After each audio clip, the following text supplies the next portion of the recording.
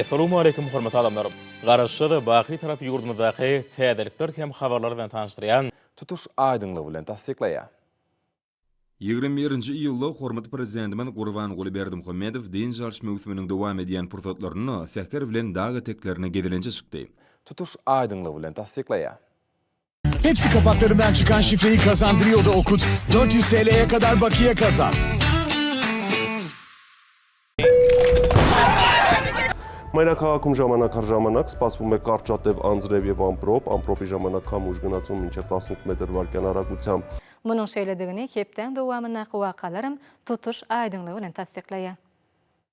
21 iyulda hormatly prezidentimiz Gurbanguly Berdimuhamedov deň jarış mevsimining dowam edýän pursatlaryny sähker bilen dagy teklerine gedilençe çykdy. Tutuş aydınlığı bilen tasdiqlaya. Kazanan tadı denemeyen kalmasın diye yaz boyunca milyonlarca 1 litre Pepsi hediye. Pepsi.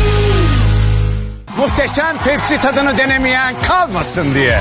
2 kapakta değil, her kapakta. Pepsi. İlurt bekvetli tutumlu işlerinin rivaz almağı dile edildi. Գիշերը սպասվում է 12-ից 14, ցերեկը 19-ից 21 աստիճան տաքություն։ Այսպիսին էր մեզ սպասվող եղանակը Հայաստանում ցտեսություն։